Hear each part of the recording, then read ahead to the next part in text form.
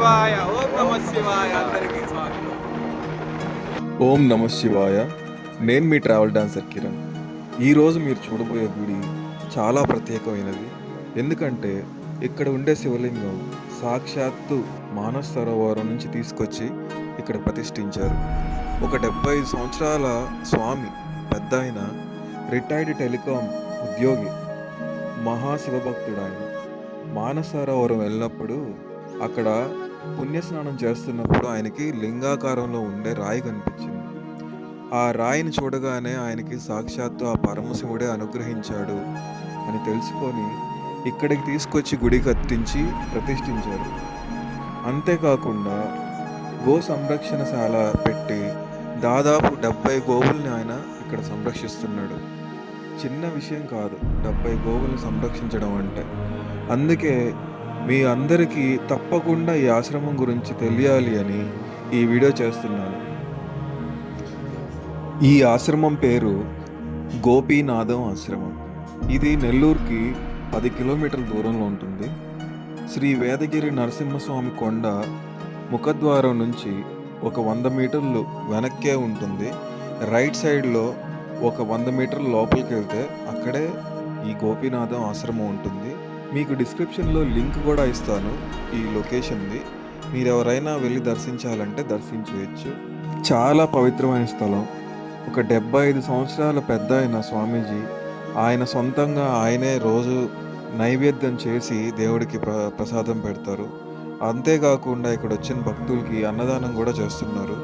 ఆ స్వామీజీ ఋగ్వేదం నుంచి ఒక రామాయణాన్ని, ఋగ్వేదంలో ఉండే రామాయణాన్ని సంస్కృతంలో ఉండేదాన్ని ఆయన తెలుగులోకి ట్రాన్స్లేట్ చేసి ఆయన ఒక బుక్ రాసి అది అందరూ తెలుసుకోవాల్సిన రామాయణం, అసలు అంతర్గతంగా ఏముంటుంది రామాయణంలో, రాముడెవరు, ఆంజనేయ స్వామి ఎవరు, ఇదంతా మనకు అర్థమయ్యేలాగా తెలుగులో రాసి ఒక బుక్ని పబ్లిష్ చేశారు. ఆ బుక్ కూడా నేను మీకు చూపిస్తాను. అంతేకాకుండా కార్తీక మాసంలో ఇక్కడ మహాకుంభాభిషేకాలు, ప్రత్యేక పూజలు జరుగుతాయి. అది నరసింహస్వామి గుడి. ఇందాక మనం వెళ్ళాం కదా, ఏ స్వామి కనిపిస్తుంది కొండ కింద ఈ ఆశ్రమం స్వామి. ఇది మానసరోవర్ వెళ్ళినప్పుడు మీకు ప్రసాదాన్ని నేను శివుడి మీద ఇది దేని గురించి స్వామి? రామాయణం, మంత్రరామాయణం, ఋగ్వేదంలో మన రామాయణం మామూలుగా ఉండే రామాయణం. ఈ ఋగ్వేద కాలం నాటి రామాయణం అంటే శరీరము, ఈ యొక్క రాముడు ఎక్కడ పుట్టాడు, ఆంజనేయుడు ఉంటాడు, వీళ్ళంతా అసలు ఏ పుట్టుకలో వచ్చారు అనేది ఆంతరంగికంగా ఉండేటువంటి రహస్యాలు ఉన్నాయి. 3 సంవత్సరాలు అయింది. సంస్కృతంలో దొరికింది మాకు. దాని తెలుగులో సంస్కృత మూలంలో నీలకంఠ శాస్త్రి గారని ఆయన రాసింది. ఆయన రాసినటువంటి యొక్క సంస్కృతంలోని తెలుగులోకి మీరు తర్జుమా చేశారు. చాలా గొప్ప విశేషం. సరే, ఈరోజు చాలా మంచి రోజు. ఓం నమ శివాయ. ఈ శివ పంచాయతీల దేవత, ఆ శివ పంచాయతీ దాంట్లో ఇక్కడ నిత్యము మహాన్యాసంలో రుద్రాభిషేకాలు జరుగుతున్నాయి, ఇంకా జరుగుతాయి. రేపు 5వ కార్తీక మాసంలో జ్వాలాతోరణాలు పెట్టి అది ఆ కార్యక్రమాలు జరుగుతాయి. తర్వాత మాస శివరాత్రి, సముద్ర స్నానం కానీ ఎన్ని తీసుకెళ్ళి అక్కడ సైకితలింగంలో చేసి అక్కడ అభిషేకం కూడా జరుగుతుంది. అన్నీ నెల కార్యక్రమాలన్నీ 19 దాకా అన్ని కార్యక్రమాలు జరుగుతుంటాయి. మీరు కూడా ఒక కవర్ చేద్దామని చెప్పి 16వ తేదీన వాళ్ళ మా కార్యక్రమాలు కూడా భేటీ మీకు ఏమైనా కావాలన్నా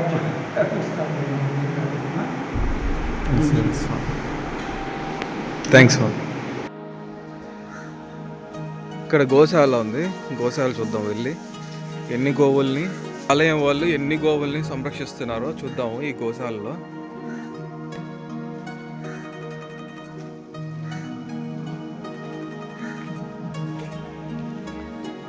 అమ్మా ఇదే కదా ఈ గుడికి సంబంధించిందే కదా గోశాల? ఎన్ని గోవులు ఉన్నాయి ఇక్కడ చెప్ప? ఇంకా బయట తీసుకెళ్ళినారా? మేతకెళ్ళి ఉంటాయి. ట్రస్ట్ స్వామి శ్రీ వాసుదేవ గోకులం ట్రస్ట్ ఇది. చూడండి చాలా గోవులను అయితే వీళ్ళు సంరక్షిస్తున్నారు. ఇంకా కొన్ని గోవులు అయితే ఇప్పుడు బయటికి మేతకెళ్ళి ఉన్నాయంట. లెక్క అయితే తెలీదు.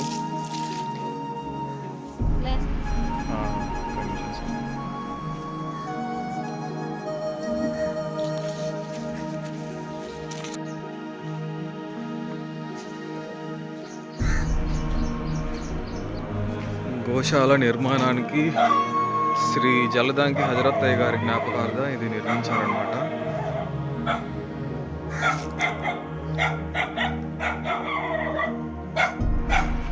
చాలా పెద్ద గోశాల ఉంది స్వామి. చూడండి ఇక్కడ ఎన్ని గోవులు ఉన్నాయి. ఇప్పుడైతే గోవులన్నీ మేతకెళ్ళి ఉన్నాయి. ఇక్కడ ఎన్ని గోవులు ఉన్నాయని చెప్పడానికి చూడండి కింద కట్టేస్తున్నారు కదా టైర్లు. వాటి కట్టడానికి గోవుల్ని కట్టడానికి మేత చూడండి ఎంత మేత ఉందో. కనీసం వీళ్ళు ఒక 100 గోవులైనా సంరక్షిస్తున్నారు. ఇది ముఖ్యం. మధ్యలోను స్టోన్ తెలుసా? దేనికి స్వామి? ఆవులకి మెడ దగ్గర దురద ఎక్కువ వస్తుంది. వాటికి ఆ స్తంభాన్ని రచిస్తే అవి గీక్కునే దానికోసం చాలా అల్లాడతాయి. ఆ స్తంభంగా దొరికిందంటే వాటికి స్వర్గం.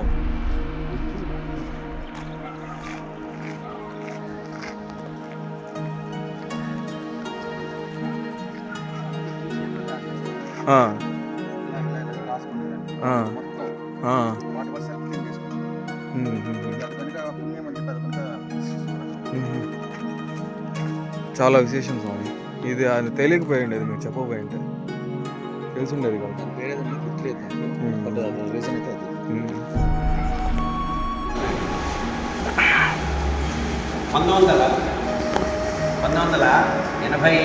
సంవత్సరం నుంచి శ్రీ విశ్వకళ భారద్వాజ రుద్రాభిషేక మందిరం ఉండేది. దాంట్లో నుంచి 2000 సంవత్సరంలో విశ్వకళ రుద్రాభిషేక మండలి అనే పేరుతోటి సామవేదం షణ్ముఖ శర్మ గారి ఆధ్వర్యంలో ఒక అభిషేక మండలి జరుగుతుంది. ఈ అభిషేక మండలి ముఖ్యోద్దేశం ఏంటంటే ప్రతి నెల కూడా మాస శివరాత్రి నాడు అమావాస్య ముందర రోజున అభిషేకం చేస్తారు. రుద్రాభిషేకం. శివుడికి 11 రుద్రాలు. అది ఇట్లా అందరు కలిసి కూర్చొని చేసుకొని ఆ సంఘటన శివుడి పూజలు పాటలు చేసుకుంటుంటారు. ఆ తర్వాత ఏమైందంటే 2011వ సంవత్సరంలో షణ్ముఖ శర్మ గారు మానస సరోవరానికి పోయినారు. అప్పుడు మా గురువు గారు కూడా మానస సరోవరం పోయినారు. అక్కడ పోయినప్పుడు మానస సరోవరంలో స్నానం చేసినప్పుడు రాయి ఒకటి కనపడ్డది. ఆ స్టోన్ పైకి తీసుకున్నప్పుడు పక్కన గురువు గారిని చూసేసి దీంట్లో శివలింగం చేసుకోవచ్చు అన్నాడు. అందుకోసం ఆయన మనసులో అది పడిపోయింది. ఇది శివలింగం చేసుకోవచ్చు అన్నాడు. ఒక చిన్న శివలింగం చేసుకుందామని వచ్చారు. దాన్ని తీసుకొని వచ్చేసాడు. అంటే విమానంలో వచ్చారు. అది వచ్చిన తర్వాత ఇక్కడ శిల్పుల్ని అడిగారు. వాళ్ళు ఏమన్నారు, చిన్న శివలింగం వస్తుంది అన్నారు. రాయి అనమాట మధ్యలో ఆ స్టోను, ఆ శివలింగం తయారు చేశారు స్టోన్ అనమాట. సరే మానస సరోవరం దొరికింది. పీఠం కడతాము, శివలింగం చేసుకోవచ్చు అన్నాం. సరే పీఠంతో శివలింగం చేసేసాం. చేసిన తర్వాత అక్కడ పెట్టి కొద్దిగా రోజు చేసుకునేది అనమాట. అప్పుడేమంటే వాళ్ళు అన్నారు, ఇక్కడ శివలింగంగా ఉండకూడదు, మన పక్కన దేవాలయంగా కట్టుకోవచ్చు, అదే పంచాయతీ నక్షత్రం కట్టుకోండి, దేవాలయం కన్నా పంచాయతీ నక్షత్రం మంచిది అన్నారు. దానికోసం ఏం చేశారంటే పంచాయతనం అంటే 5 దేవుళ్ళు ఉన్నారు. ఈ శివ పంచాయతనం అనమాట. శివుడు పంచాయతనంలో శివుడికి ఫస్ట్ మధ్యలో ఉంటాడు విఘ్నేశ్వరుడు, సూర్యుడు, ఆ పక్కన అంబిక, పక్కన విష్ణుమూర్తి ఉంటాడు. ఇది శివ పంచాయతనం. దీన్ని పంచాయతనం విష్ణు పంచాయతనం ఉంటుంది, కృష్ణ పంచాయతనం ఉంటుంది, రామ పంచాయతనం ఉంటుంది. అట్లా 5 దేవుళ్ళు ఉంటారు. శంకరాచార్య వారు ఈ అనుష్ఠానాన్ని పంచాయతీ చెప్పారు కాబట్టి ఆయన గురువుగా ఆయన ప్రసిద్ధి చేశారు. అక్కడ శివకుటుంబం ఉండాలి కాబట్టి గణేశుడు ఉన్నాడని పక్కన షణ్ముఖుడిని కూడా చేసేశారు. అప్పటికి మొత్తం శివ పంచాయతనం అంటే వాళ్ళ కుటుంబం ఇక్కడే ఉంది.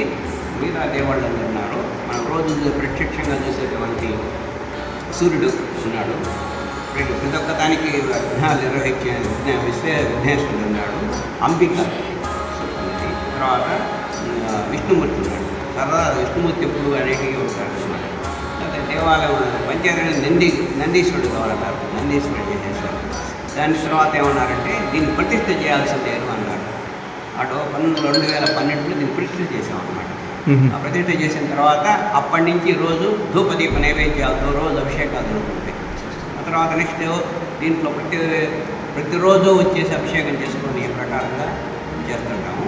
మహన్యాసం అభిషేకం అంటే ప్రతి మహాశివరాత్రి నాడు అభిషేకం జరుగుతుంది. ఫుల్ అభిషేకం, ఆరుద్ర నక్షత్రం అభిషేకం ఉంటుంది. కార్తీక మాసంలో రోజు అభిషేకాలు అవన్నీ ఉంటాయి అన్నమాట. హోమం పక్కన హోమం రోజు చేస్తుంటారు. అది ఈ యొక్క మెయిన్. దీన్ని నిర్మించిన ఆయన లోపల ఉన్నాడు. ఇది ప్రతిష్ఠ చేసిన తర్వాత నుంచి కంటిన్యూషన్గా మనం చేస్తున్నాం. 2012లో కట్టారు. 2012 నుంచి ఇప్పటిదాకా గత 13 ఏళ్ళ మళ్ళీ మన 2 ఏళ్ళ నాడు 12 ఏళ్ళు అయింది కాబట్టి ఇది చేసాం అన్నమాట. పైన బాగా పుష్కర బాగా సెట్ చేసేసాం. 12 ఏళ్ళ తర్వాత మళ్ళీ కుంభాభిషేకం చేసాం. అప్పుడు దాదాపు 100-200 మంది వచ్చారు. స్థాపించినప్పుడు 5-6 మంది వచ్చారు. అంటే మా నెల్లూరు నుంచి మేము రోజు వస్తుంటాము. నెల్లూరు నుంచి వచ్చేసి క్షేత్రం. మీ పేరు స్వామి? మీ పేరు? నా పేరు ఓంకార్ ప్రసాద్, బిఎస్ ప్రసాద్ రావు. మా గురుగారు మల్లికార్జున రావు గారు. పై